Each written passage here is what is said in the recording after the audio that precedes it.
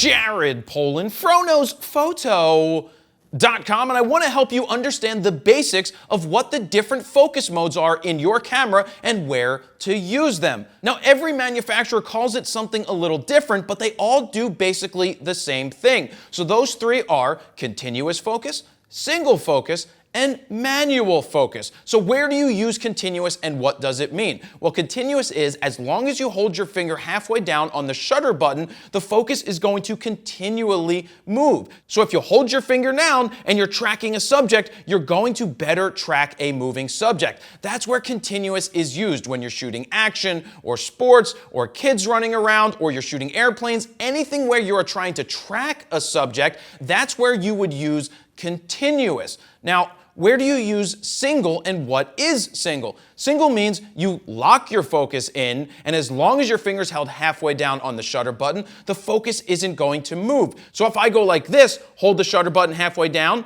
lock my focus in, and move like this, the focus is not going to change until I take my finger off and relock my focus again. So this is good for static subjects, like if the bobblehead was here and I was trying to get a picture of it, he's not moving, so all I need to do is lock my focus, take a picture, because he's not moving. Now, if I want to put him into a different composition, I could lock my focus and recompose. Now keep in mind, if your subject moves forward or back, they change their plane, you may need to refocus. Because if you lock in on something and it moves, the focus isn't going to shift and you may get an out of focus picture. So that's a quick tip right there. And what's the third one? Manual. Manual allows you to manually override all of the focus modes to then basically manually focus your lens. I have trouble manually focusing because my eyes just are not sharp. But where does it come into play? Well, in low light situations where your autofocus isn't able to keep up with how dark it is,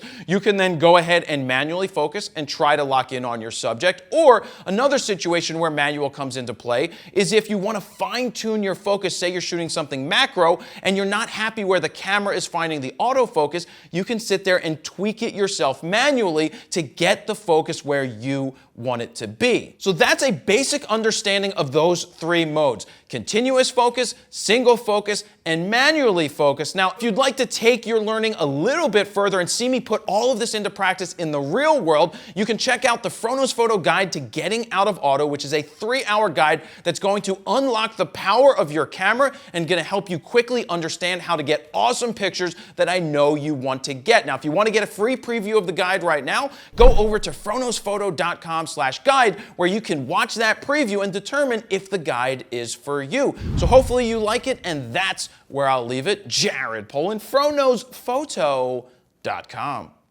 See ya.